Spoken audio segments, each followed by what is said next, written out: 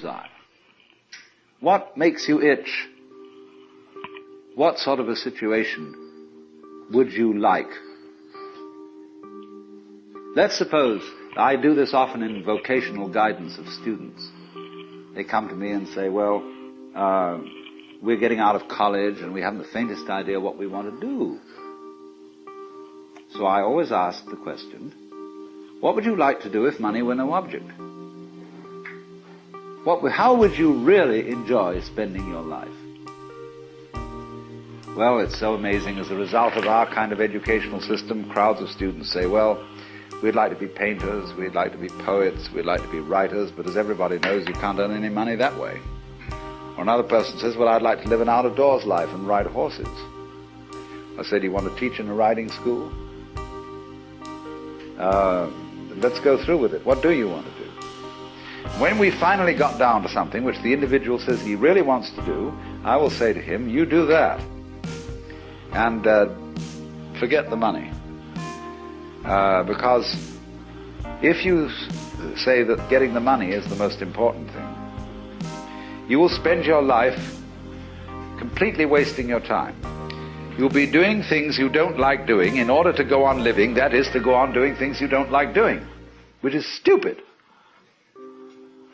Better to have a short life that is full of what you like doing than a long life spent in a miserable way.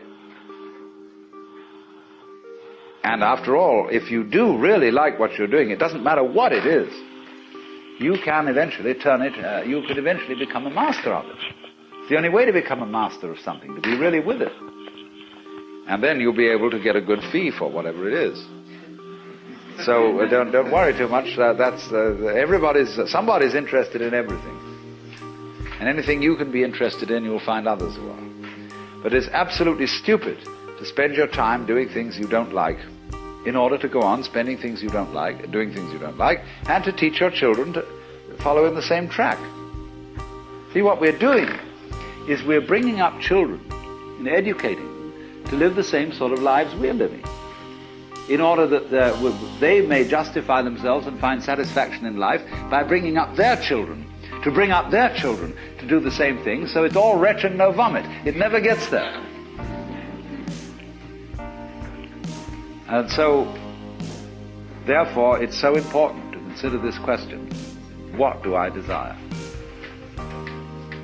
Well, when we answer that question in a naive way, we figure out that we want to desire, what we want is to control everything.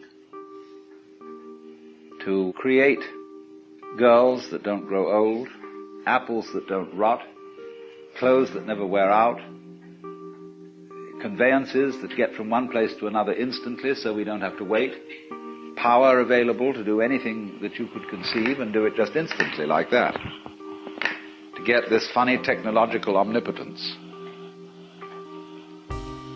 But if you take time out to think about that, and really go into it with your full strength of imagination, and find out whether that's where you want to be,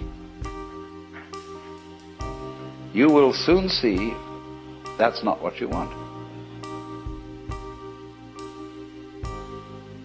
Because the moment you have a situation where you are really in control of things, that is to say, in which the future is almost completely predictable, you will see, as I said last night, that a completely predictable future is already the past. You've had it. And that's not what you want. You want a surprise. You don't know what that's going to be, because obviously it wouldn't be a surprise if you did. You want a pleasant surprise. But like you say, what sort of a surprise would be pleasant? And you can't really answer that. Because you know, if there are to be such things as pleasant surprises, there must also be unpleasant surprises. There must be rude shocks. So you're like somebody taking one of those wishing well boxes, tubs, where you fish in and you bring out a package. And you don't know whether you've got a dead rat in it or a new camera. And that's the way, that seems to be the thing that really excites people. But quite certainly there comes out of this inquiry a feeling of real disillusionment with the ideal of power. To be in power, to be in control, is not something that any sensible person wants. Imagine the situation of Big Brother. Mr. J. Edgar Hoover, Heinrich Himmler, to be glued day and night to a highly defended office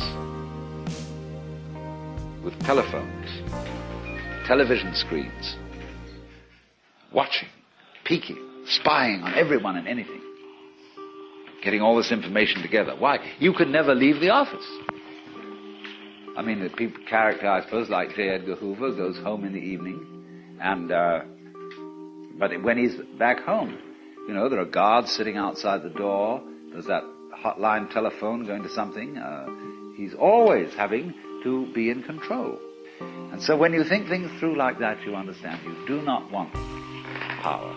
You don't want to control everything.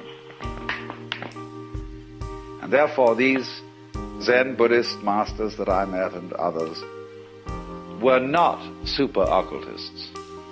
And very many Westerners who visited Japan expecting to get a satori, as a result of which they would know everything and control everything, were grievously disappointed and said there's not much in this after all.